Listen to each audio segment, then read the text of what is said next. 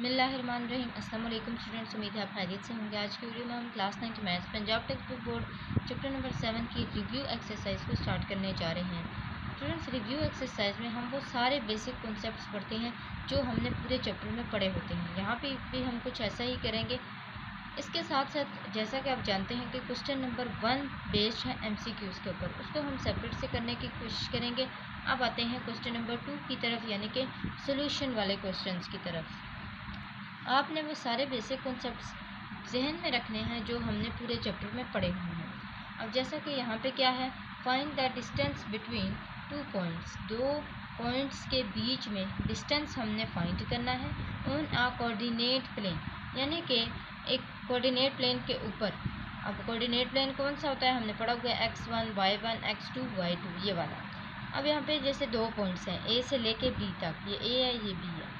इस A और B के बीच में कितना फासला है, ये फासला हमने फाइंड करने के लिए इन पॉइंट्स को यूज़ करते हुए, डिस्टेंस का फार्मूला यूज़ करते हुए आंसर निकालना है। अब सबसे पहले हमने x1 y1 की रिप्रेजेंटेशन करनी है कि सबसे पहले यहाँ पे ये जो 2 है ये क्या है, x1 है। इसी तरह 3 क्या है, y1 है। पहले वाले दोनों 1 1 वाले। इसी तरह दूसरे वाले में पहला x2 है, फिर दूसरा y2 है। हमें ये भी पता है कि जो ब्रैकेट के अंदर पहला पॉइंट होता है वो x का होता है और सेकंड वाला y का पॉइंट होता है। ये भी हमने पूरे चैप्टर में पढ़ा हुआ है। अब डिस्टेंस का जो फार्मूला है वो क्या है, x2 माइनस x1 का whole square plus y2 minus y1 का होल स्क्वायर और इसका स्क्वायर रूट। तो ये हमने इसके थ्रू यहाँ पे सारे के सारी पुटिंग करनी है। x2 देखें कहाँ पे है, ये है 7, उसके बाद ये माइनस लिखा। x1 देखें क्या है, 2 है, ये 2 लिखा, इसका होल स्क्वायर आ गया। इस तरह प्लस डाला और फिर ये क्या है 8, y2 8 है, माइनस y1 क्या है 3 है, इसका हमने क्या ले लेना है, अगेन होल स्क्वायर। 7 में से 2 निकाले 5, 8 में से 3 निकाले 5, दोनों का स्क्वायर लेंगे। 25 plus 25, 25 plus 25 is equal to 50। 50 का हमने स्क्वायर रूट लिया तो क्या आंसर आया, 25 का स्क्वायर रूट मल्टीप्लाई बाय 2। अब 25 का स्क्वायर रूट किसके इक्वल होता है, 5 के इक्वल होता है, और इसके ऊपर स्क्वायर रूट 2 था ना, तो वो हमारा आंसर आ गया। यानी कि ये ऐसे है, ऐसे इसके ऊपर भी स्क्वायर रूट है, या फिर आप इसको ऐसे लिख लें 25 मल्टीप्लाई बाय 2। ठीक है, तो यहाँ तक हमारा क्वेश्चन नंबर 2 सॉल्व हो चुका है और आंसर भी आ चुका है। क्वेश्चन नंबर 3 की तरफ आते हैं। क्वेश्चन नंबर 3 को भी पढ़ लेते हैं कि find the mid point of the line segment joining the points 4 -2 and -6 3। हमने क्या करना है, मिड पॉइंट को फाइंड करना है। पहले हमने A और B से लेके डिस्टेंस तक फाइंड किया था, यानी कि A और B के बीच में कितना डिस्टेंस था, कितना फासला था। अब मिड पॉइंट, यानी कि इन दोनों के बीच में जो मिड पॉइंट है वो क्या पॉइंट्स रखता है। इन दोनों के पॉइंट्स हमारे पास अवेलेबल है ना, A के भी अवेलेबल हैं और B के भी। हमने इनको ऐसे ही नाम दिया कि ये A है और ये B है, इन दोनों के पॉइंट्स हमें पता है। अब हमने ये जो इसका मिड पॉइंट है M जिससे रिप्रेजेंट किया है, इसके पॉइंट्स को फाइंड करना है। तो यहाँ तक आगे करते हैं इसको, कि जैसा कि मैंने कहा कि हम M से इसको रिप्रेजेंट करेंगे। तो M इसके जो पॉइंट्स हैं वो क्या हैं, x और y है ना। जैसे इनके पॉइंट्स होंगे वैसे के वैसे ही इसके भी पॉइंट्स होंगे, x और पहला x होगा दूसरा y होगा।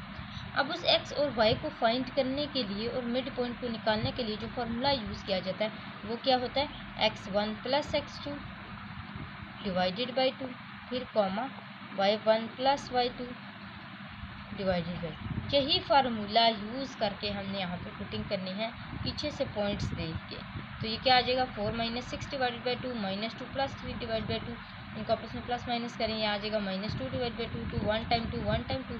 इसी तरह 1 डिवाइडेड बाई 2 बड़ी रकम के साथ प्लस था इसलिए यहाँ पे प्लस आया है। तो ये -1 डिवाइड बाई 2 आंसर आ चुका है। क्वेश्चन नंबर 4 करते हैं। इसको करने से पहले स्टूडेंट्स आपको बताती चलूँ, अगर आप मेरे चैनल पर न्यू हैं तो सब्सक्राइब करें, वीडियो अच्छी लगे तो लाइक ज़रूर किया करें। हमारा 1K का टारगेट है, आपने वो लाजमी पूरा करना है। क्वेश्चन नंबर 4 जो है उसमें क्या है, कैलकुलेट द ग्रेडियंट स्लोप। अब जो ग्रेडियंट स्लोप है उसके लिए हमने कौन सा फार्मूला पढ़ा था, हमने यहाँ पे इक्वेशन नहीं बनाना। जब हम इक्वेशन बनाएंगे तो फार्मूला चेंज लगेगा। हमने उस लाइन को, वो जो लाइन है ना, जिधर ये A और B, फॉर एग्जांपल ये A है ये B है, जिधर ये A और B पॉइंट हैं उसकी स्लोप को फाइंड करना है कि वो कहाँ से गुजर रही है लाइन। तो ग्रेडियंट स्लोप के लिए फार्मूला था m is equal to y2 minus y1 x2 minus x1। y2 यहाँ पे देखें ये वाला y2 है, ये 6 आ गया, इस तरह माइनस ये वाला डाला, फिर उसके बाद ये 6 है तो ये क्या है 2 है, तो ये यहाँ पे 2 आ गया। इसी तरह x2 देखें, x2 क्या है 4 है माइनस, और फिर x1 क्या है 1, तो ये सारे यहाँ पे पुट कर लिए। 6 - 2 = 4, 4 - 1 = 3। ये यहाँ पे जो 1 है ना, ये क्या है, ये x1 है, इसको यहाँ पे लिख लेते हैं। ये x1 है, ये y1 है, ये x2 है और ये y2। तो यहाँ तक जो हमारा क्वेश्चन नंबर 4 है वो भी सॉल्व हो चुका है और इसका आंसर क्या आया है 4 / 3, क्योंकि 6 - 2 = 4 एंड 4 - 1 = 3। क्वेश्चन नंबर 5 को करते हैं। इसमें क्या है कि फाइंड द इक्वेशन, पहले हमने इक्वेशन को नहीं फाइंड किया, अब हमने इक्वेशन को फाइंड करना है of the line in the form y = mx + c that passes through the points. एक ये पॉइंट है और एक ये। अच्छा, यहाँ पे कहा गया है कि जो हमारा आंसर होगा ना, जो लाइन पास करेगी वो इस शेप में होनी चाहिए। y = mx + c, जो हमारा आंसर आएगा वो इस शेप में होगा। तो हम सबसे पहले इक्वेशन के लिए जो स्लोप का फार्मूला यूज़ करते हैं वो करेंगे कि y - y1 और y2 - y1। हमने सारे फार्मूलाज पढ़े हुए हैं कि जब 2 पॉइंट्स आ जाएं तब कौन सा फार्मूला यूज़ किया जाता है, जब एक पॉइंट और स्लोप दी जाती है तब कौन सा फार्मूला किया जाता है। हमने सारे फार्मूलाज पढ़े हुए हैं। अब यहाँ पे 2 पॉइंट्स आ गए तो 2 पॉइंट्स स्लोप वाला हम फार्मूला यूज़ करेंगे। तो ये 2 पॉइंट्स हैं y - y1 / y2 - y1, x - x1 / x2 - x, और जो y हैं ये वाले x और y, इनको हम एज इट इज़ लिखेंगे, क्योंकि हमने यहाँ पे जो रिप्रेजेंटेशन करनी होती है पॉइंट्स में वो x1 y1 x2 y2 की करनी होती है। तो यहाँ पे जो भी x1 y1 है ना, उनकी पुटिंग करेंगे सिर्फ। तो ये आ जाएगा y - 7 / 11 - 7, x - 3 / 5 - 3। 11 - 7 = कितने आ जाएंगे 4। इस तरह 5 - 3 कितने आ जाएंगे 2। तो इन दोनों की कटिंग हो सकती है ना, 2 1 टाइम 2 2, 2 टाइम 4, तो ये हमारे पास आ गया जस्ट 2 यहाँ पे रह गया। अब इस 2 को देखें, यहाँ पे ये डिवाइड हो रहा है, दूसरी साइड पे जाके क्या हो जाएगा मल्टीप्लाई हो जाएगा। इस पूरे के साथ ये मल्टीप्लाई होगा तो ये आ जाएगा 2x - 2 3 टाइम 6। अब जैसा कि हमने स्टार्ट में क्वेश्चन में पढ़ा था कि हम y = mx + c वाला आंसर लेके आएंगे। y = mx c को बनाने के लिए y का सेपरेट होना इस साइड पे ज़रूरी है ना, तो ये y यहाँ पे सेपरेट कर दिया, बाकी इसके साथ जो कुछ भी है वो दूसरी साइड पे ले गए। अब जब इसको दूसरी साइड पे लेके गए ना, यहाँ पे क्या बच गया 2x - 6, ये -7 इधर आके क्या हो गया था +7 हो गया था, प्लस माइनस 7 में से 6 निकाले 1, तो ये y = 2x + 1। अब हम इसको यहाँ पे लिख लेते हैं y = 2x + 1।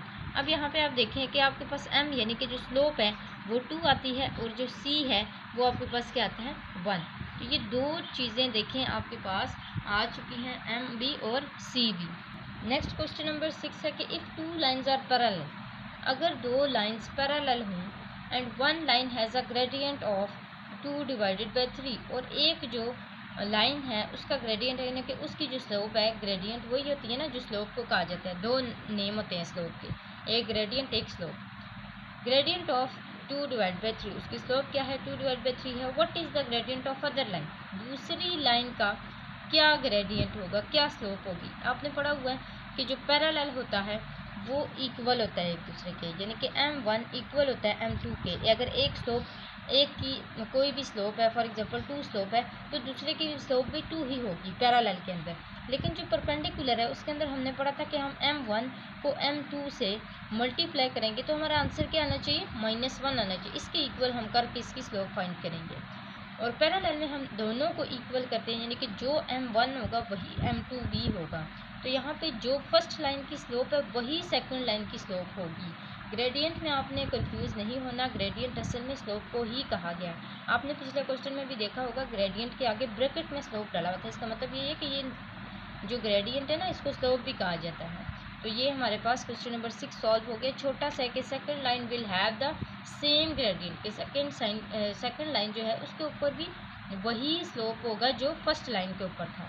तो ये है 2 / 3 इसका आंसर।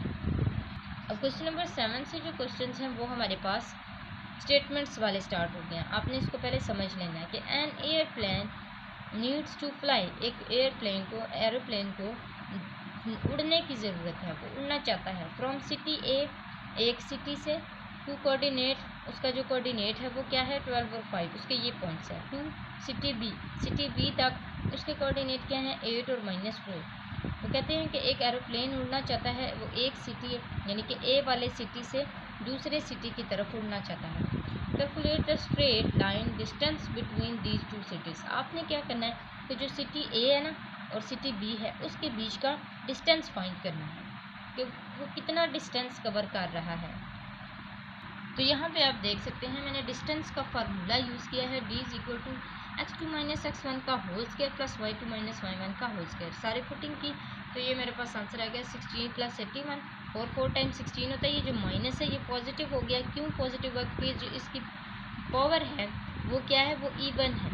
और जब भी किसी भी पावर किसी की भी पावर इवन होती है किसी बेस की, तो अगर उसके अंदर नेगेटिव साइन भी है वो भी पॉजिटिव हो जाता है। यहाँ पे भी सेम वही रूल अप्लाई होगा। 81 61 + 16 + 81 is equal to square root 97। अब स्क्वायर रूट 97 का आप आंसर पॉइंट्स में भी निकाल सकते हैं ताकि आपको एग्जैक्ट पता लग जाए कि इसका कितना डिस्टेंस है। आपने इसको लाजमी निकाल लेना है। स्क्वायर रूट 97 का जो आंसर होगा वो पॉइंट्स में आना चाहिए। तो ये हमारे पास क्वेश्चन नंबर 7 हो चुका है। क्वेश्चन नंबर 8 की तरफ आते हैं। इसमें क्या है कि इन अ लैंडस्केपिंग प्रोजेक्ट, एक लैंडस्केपिंग का प्रोजेक्ट है। द पाथ स्टार्ट, उसका जो रास्ता है वो स्टार्ट हुआ है एट 2 3 एंड एंड्स, और उसका जो रास्ता ख़त्म हुआ है वो 10 7 को। प्रोजेक्ट स्टार्ट हुआ है इस पॉइंट से, ख़त्म इस पॉइंट पे हुआ। Find the mid point. Mid point का फार्मूला सिंपल यूज़ कर लें, mxy is equal to x1 + x2 divided by 2 y1 + y2 divided by 2। सबको पुट किया तो आंसर है 12 डिवाइड बाई 2 और 10 डिवाइड बाई 2। इन दोनों की कटिंग की अगर हो सकती है तो कर लें, नहीं हो सकती तो छोड़ दें। 2 1 टाइम 2 6 टाइम 12, 2 1 टाइम 2 5 टाइम 10। तो 6 और 5 जो हैं वो इसके आंसर आ चुके हैं। क्वेश्चन नंबर 9 को करते हैं। क्वेश्चन नंबर 9 में क्या है कि a drone is flying from point, ये वाला पॉइंट है, टू पॉइंट ये 10 15। एक ड्रोन है वो उड़ रहा है, ड्रोन यानी कि शूट हो रहा है, तो उससे वो कोई वीडियो बन गया। इस पॉइंट से वो स्टार्ट हुआ और इस पॉइंट तक गया है ऑन द ग्रिड। उसकी जो उसका जो आंसर आएगा ना वो हम किसी यूनिट में लेके आएंगे कि calculate the gradient of the line. सबसे पहले तो आपने उसका ग्रेडियंट निकाल लेना है, यानी कि स्लोप निकाल लेनी है। Along which the drone is flying and the total distance travel, तो उसने कितना डिस्टेंस ट्रेवल किया है। तो यहाँ पे सबसे पहले तो हम स्लोप निकालेंगे क्योंकि हमारे पास स्लोप नहीं है। अगर स्लोप आ जाए तो फिर तो हम सिंपल इसमें पुटिंग कर सकते हैं। तो ये देखें यहाँ पे A 2 3 और B हमने इसको वैसे ही लेट कर लिया 10 15। अब जो ग्रेडियंट है स्लोप है उसके लिए कौन सा फॉर्मूला यूज़ होता है, m इज इक्वल टू, यहाँ पे इक्वेशन की बात नहीं हो रही, याद रहे। अगर इक्वेशन की बात होती तो फिर हम ये वाला फार्मूला ना यूज़ करते। यहाँ पे सिंपल उन्होंने स्लोप का बोला है तो स्लोप निकाल लेंगे। y2 - y1 x2 - x1 15 - 3 divide by 10 - 2 is equal to 12 divide by 10। इसी तरह इसकी कटिंग कर लें, 2 4 टाइम 8, 2 6 टाइम, 2 2 टाइम, 2 3 टाइम। तो ये 3 डिवाइड बाई 2 इसका आंसर आ चुका है। अब हमने क्या करना है, इसका डिस्टेंस फाइंड करना है ना। मेन जो हमारा पर्पस था वो डिस्टेंस फाइंड करना था। तो सेम वही फार्मूला यानी कि x2 - x1 का whole square plus y2 - y1 का होल स्क्वायर, इसका स्क्वायर रूट ले लेना है। तो ये 10 - 2 का होल स्क्वायर प्लस 15 - 3 का होल स्क्वायर आ जाएगा। तो 10 - 2 इज इक्वल टू 8 आएगा। 8 का स्क्वायर लेंगे और 12 का भी स्क्वायर लेंगे। तो 12 12 टाइम 144, 8 8 टाइम 64। तो इसका क्या आंसर आ जाएगा 210। अब 210 का आपने सेम स्क्वायर रूट ले लेना है सबसे पहले। तो जैसे मैंने आपको पीछे वाले क्वेश्चन में बताया था कि आपने इसका स्क्वायर रूट लाजमी ले लेना है ताकि आपको पता लग सके। आप उन्होंने बोला था ना ग्रिड, यानी कि आपने इस तरह करके इसका आंसर निकालना है। अप्रोक्सीमेटली 14.49 जो है वो इसका आंसर आ चुका है। नेक्स्ट करते हैं क्वेश्चन नंबर 10 को कि for a line with a gradient of -3, कि एक लाइन के लिए -3 उसका ग्रेडियंट है, स्लोप है, एंड y इंटरसेप्ट ऑफ 2, और जब y इंटरसेप्ट पे है तो फिर क्या है, फिर 2 है। Right the equation of the line. अब यहाँ पे देखिए इक्वेशन की बात हुई है, हमने इसमें सारे वो पॉइंट्स लिखने हैं जो हमने लास्ट एक्सरसाइज 7.2 में शायद रिवाइज किए थे कि कौन कौन से इसमें जो फॉर्म्स हैं इक्वेशन को बनाने के लिए ग्रेडियंट्स को यूज़ करते हुए हम कौन कौन से पॉइंट्स, कौन कौन से फॉर्म्स को यूज़ करते हुए आते हैं। तो सबसे पहले जो इसका पॉइंट है वो है स्लोप इंटरसेप्ट फॉर्म। इसका जो हमारे पास फार्मूला है वो y = mx + c था। अब हमने m भी देखना है और c भी देखना है। m जो है वो हमारे पास -3 है और c जो है वो हमारे पास 2 है। यहाँ पे देखिए लिखा हुआ है m = -3 यानी कि ग्रेडियंट और y इंटरसेप्ट ऑफ 2 यानी कि y इंटरसेप्ट के आगे क्या है c2 है। तो यहाँ पे c2 पुट हो गया। सेम y = mx + c के अंदर पुट कर दें। y = m के अंदर -3 x as it is plus c के अंदर 2। तो ये हमारे पास फर्स्ट इसका जो a पार्ट है वो कंप्लीट हुआ। अब बी पार्ट है point slope from using the point. हमने पॉइंट स्लोप को जो है वो फाइंड करना है और पॉइंट स्लोप में पॉइंट का होना ज़रूरी है। तो उसके लिए क्या होगा, हम 1 और 2 इसके पॉइंट्स क्रिएट करेंगे। यहाँ पे जो सी बताया गया था वो 2 ही था ना, उस 2 की वजह से इसमें 1 और 2 के पॉइंट्स क्रिएट किए गए हैं। तो m = हमारे पास -3 है, p 1 2 है। अब हम इसकी पुटिंग करते हैं तो ये आ जाएगा y - y1 यानी कि y - 2 और = m स्लोप हमारे पास -3 है, x - x1 1 है। आगे करते हैं 2 points from using the points. 2 point form हमने यूज़ करने हैं। हमारे पास 2 पॉइंट्स हैं, हमने इन दोनों की पुटिंग की इस फॉर्मूले में। ये 2 पॉइंट वही है जो हमने पिछले क्वेश्चन में भी किया है। तो ये हमारे पास आंसर आ गया। y और x को एज इट इज़ रखना है, x1 y1 x2 y2 की पुटिंग कर लेनी है जो भी होती है। तो ये हमारे पास आंसर आ गया y - 2 / -7 और x - 1 / 3। अब है इंटरसेप्ट फॉर्म। 2 इंटरसेप्ट हमारे पास दिए गए हैं, y इंटरसेप्ट और x इंटरसेप्ट। अब x इंटरसेप्ट हम लेट कर लेते हैं कि y = क्या है 0 के है।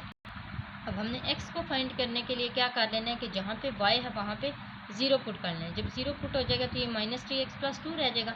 -3x उधर इक्वल की दूसरी साइड पे क्या हो जाएगा, जाके 3x हो जाएगा। तो 3x = यहाँ पे ये +2 पॉजिटिव था ना, तो ये एज इट इज़ रह जाएगा। x इधर ही रहेगा, ये 3 उधर जाके डिवाइड होगा तो x का आंसर क्या आएगा 2/3।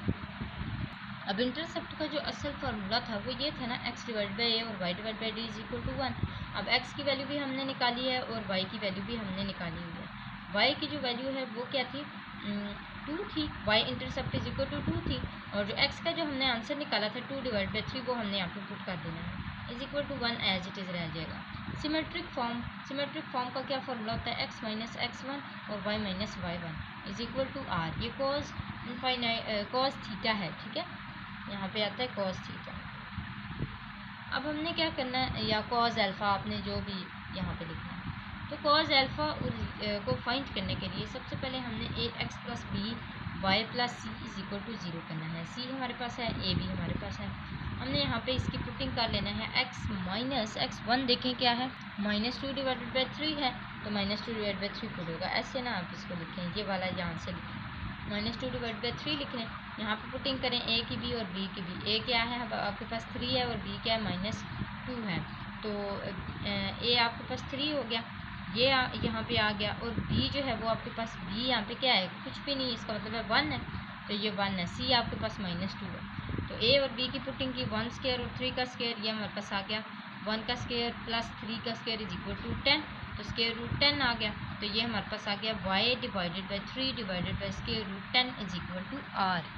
अब इसकी लास्ट नॉर्मल फॉर्म जो है वो फाइंड करते हैं कि x cos alpha + y sin alpha, ये ऐसे है, ऐसे = pm = tan अल्फ़ा = अल्फ़ा इधर ही रहेगा, tan उधर जाके क्या हो जाएगा -1 हो जाएगा। अब जब हम tan इनवर्स -3 लेंगे तो हमारा आंसर क्या आएगा -7.156। अब हमने इसको पुट कर देना है इसी x cos alpha + y sin alpha के अंदर। अल्फ़ा का क्या आंसर है -7.156 है ना, इसको हम यहाँ पे लिख लेंगे 71 है, सॉरी यहाँ पे 7 पॉइंट नहीं है 71 है। अब जब ये दोनों यहाँ पे पुट होंगे तो हमारे पास आंसर क्या आएगा =2 ये इज इक्वल आएगा 2√10 के, और ये 2√10 कहाँ से आया, इससे -c/a² + b², वही पुटिंग करनी है। -2 माइनस प्लस हो जाएगा और 1 का स्क्वायर + 2 स्क्वायर करेंगे तो आ जाएगा √10। तो यहाँ तक हमारे पास रिव्यू एक्सरसाइज कंप्लीट सॉल्व हो चुकी है। क्वेश्चन नंबर 1 जो हमारा रह गया है MCQs का, वो इंशाल्लाह हम नेक्स्ट वीडियो में करने की कोशिश करेंगे। आज के लिए इतना ही था। जाते जाते स्टूडेंट्स आपने सब्सक्राइब ज़रूर करते हुए जाना है। अगली वीडियो तक के लिए अल्लाह हाफिज़।